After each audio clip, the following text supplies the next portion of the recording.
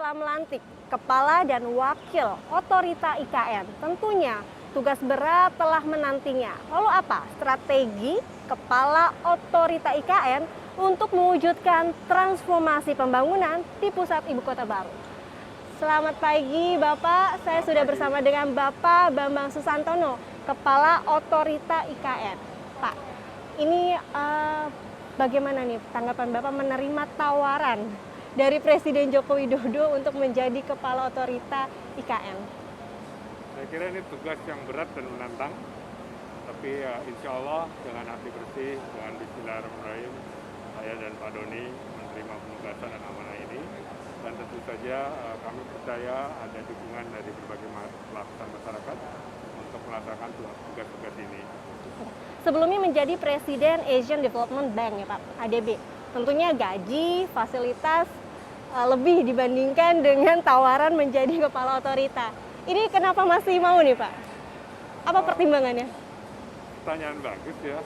Artinya begini, dalam arti bahwa ini tugas panggilan dari negara yang memang satu tugas yang membangun kota baru yang mungkin bagi saya sebagai perencana kota, urban planner, itu kesempatan yang cukup langka sebetulnya. Tapi juga karena saya juga diaspora global yang di luar negeri itu juga memenuhi panggilan dari Presiden untuk kembali. Dan keyakinan bahwa memang dukungan dari berbagai lapisan elemen masyarakat itu ada. Sehingga ayo kita bersama-sama mewujudkan kota yang Nusantara yang kita dambakan bersama, kota Nusantara yang tidak hanya inklusif, artinya kok city for all untuk semua, tapi juga hijau karena memenuhi kaidah-kaidah lingkungan hidup dan juga climate change, kota yang cerdas, yang dimana teknologi digital nanti akan merupakan bagian yang cukup dominan dalam pengelolaan kota. Dan tentu saja yang paling penting sustainable ya. Kita ingin agar kota ini nanti memenuhi sebanyak mungkin apa hal-hal yang tercakup dalam Sustainable Development Goal (SDG) 2030. Nah itu sekali lagi itu sangat menantang dan memerlukan koordinasi dari banyak pihak. Oh Pak, ini apa yang membuat seorang Bambang Susantono yakin dengan melepas semua fasilitas dan gaji yang cukup besar?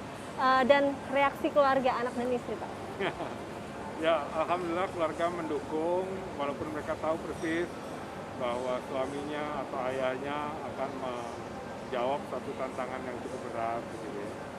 Sekali lagi, kami dengan hati bersih, dengan banyak doa, dengan begitu banyak dukungan dari kawan-kawan seprofesi maupun profesi lain, untuk sama-sama membuat satu kota Nusantara yang diidam-idamkan gitu ya. Ini merupakan satu pendorong tersendiri gitu, sehingga keluarga juga alhamdulillah sangat mendukung. Untuk menempati formasi otorita IKN kan tentunya apakah ini perekrutannya dari ASN ataupun kementerian terkait atau nanti juga akan ada dari asosiasi profesional? Kami terbuka ya untuk itu semua. Pada dasarnya kan organisasi ini harus lincah, istilahnya agile untuk menjawab berbagai macam kebutuhan yang ada. Dan peraturan presiden ini sedang digodok oleh teman-teman di Bappenas dan kementerian lembaga lain. Kita lihat nanti seperti apa begitu. Tapi kami juga ingin agar organisasi ini juga diisi oleh profesional, di samping tentu dengan teman-teman yang dari daerah gitu ya. Karena mereka sebetulnya kami harapkan benar-benar berpartisipasi aktif dalam otorita ini. Jadi kombinasi berbagai hal, tapi yang intinya adalah satu birokrasi yang modern, yang mampu menjawab kebutuhan dan tantangan kita. Untuk peraturan presidennya sendiri juga kan ini masih terus digodok. Apakah ini akan ongoing bersamaan dengan persiapan perencanaan atau memang masih menunggu peraturan presiden baru bisa melangkah? Kami ini hari kedua ya, ini kan hari kedua setelah kami dilantik kemarin. Bahkan kemarin setelah dilantik kami langsung diminta untuk ikut rapat terbatas oleh Presiden, Wakil Presiden dan beberapa Menteri dan Kapolri. Prinsipnya langsung bekerja, gitu. Walaupun kalau ditanya orang, otorita itu siapa sekarang? Ya hanya saya dan Pak Doni gitu. Tapi ini harus dilakukan paralel, sehingga membangun kapasitas institusi di satu sisi. Di sisi yang lain kami ingin tetap meneruskan program-program yang sudah ada dan dilaksanakan oleh kementerian dan lembaga. Misalnya dari Kementerian PU, dari kementerian yang lain, itu tetap berjalan sehingga tidak kehilangan momentum. Untuk penempatan wilayah, bagaimana berkoordinasi dengan Gubernur Kalimantan Timur ataupun jajaran-jajaran kepala daerah di bawahnya, Pak? Ya, itu juga sangat penting. Saya akan soal pada kesempatan pertama nanti kami akan insya Allah berkunjung dan untuk mendapatkan masukan dari beliau itu, sehingga apa yang menjadi pemikiran dan sebagainya kami dapat tampung. Loh Pak, mungkin kalau Bapak sudah tidak asing di dunia pemerintahan begitu. Namun wakil kepala Pak Doni begitu kan lebih banyak kiprahnya di swasta. Ini bagaimana kalian berdua berkolaborasi untuk menyelesaikan permasalahan-permasalahan birokrasinya nanti nih Pak? Iya, saya kira justru ini satu plus karena Pak Doni itu pengalamannya banyak di swasta membangun berbagai hal dan sudah membangun gitu ya. Jadi ada fatsun, ada kiat-kiat bagaimana swasta itu dapat melakukan percepatan. Tentu kita ingin agar birokrasi itu tidak sifatnya menjadi pengerem, tetapi justru memfasilitasi nanti bagaimana agar proses governance-nya tetap terjaga di satu sisi, kita tetap mengikuti peraturan perundangan yang berlaku, tapi di sisi lain kelincahan, agility dari swasta itu juga tercipta di dalam pelaksanaan pembangunan.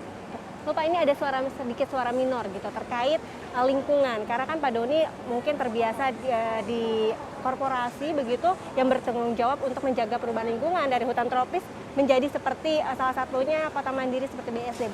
Bagaimana tanggapan Anda dan juga Pak Doni dan seperti apa visi kalian terhadap perubahan iklim atau lingkungan? Karena kan memang salah satu goals-nya adalah menciptakan green economy pada nanti di IKN sendiri. Ya, untuk perubahan iklim merupakan salah satu ikon utama yang ingin kita ciptakan di dalam pembangunan dan juga nanti pengelolaan kota Nusantara ini.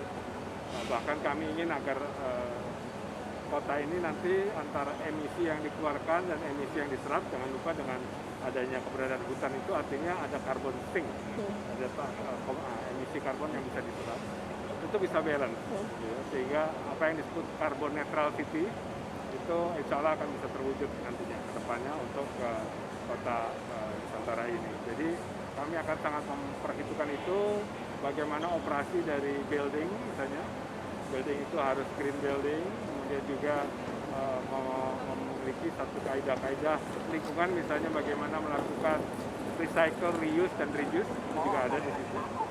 Pendek kata, kami akan berupaya agar lingkungan merupakan salah satu yang benar-benar menjadi core utama dari pembangunan kota Nusantara. Untuk prioritas ke depan Pak, 2 tahun ke depan, seperti apa ya? Saya kira dalam 2 tahun ke depan kami akan lebih banyak melakukan orkestrasi, koordinasi secara aktif dari beberapa program yang dilakukan oleh Kementerian Lembaga untuk menjaga momentum tadi. Di samping tentu saja di sisi lain kita akan membangun institusinya sendiri karena tidak gampang untuk membangun kapasitas. Berarti nanti balik Jakarta, Balikpapan, dan belum tahu ya Pak, stafnya belum ada, baru berdua? Baru berdua. Okay. Tapi insya Allah kami akan banyak berada di lapangan seharusnya. Oke, terima kasih banyak atas waktunya Pak Bambang Susantono, Kepala Otorita IKN. Semoga kolaborasi dengan Pak Doni ini semakin bagus dan kita sama-sama cita-citanya untuk mewujudkan ibu kota baru, ibu kota Nusantara terwujud. Amin. Insya Allah. Dan untuk mewujudkan cita-cita transformasi pembangunan bukan hanya dibutuhkan cakap secara teknis dan juga akademis, namun cakap memimpin dan juga cakap untuk bisa berkolaborasi dan bersinergi dengan semua pihak menjadi salah satu hal yang penting untuk membangun transformasi pembangunan di pusat ibu kota baru. Nova Nayantaka, CNN Indonesia. Terima kasih banyak Bapak atas waktunya. Sama-sama.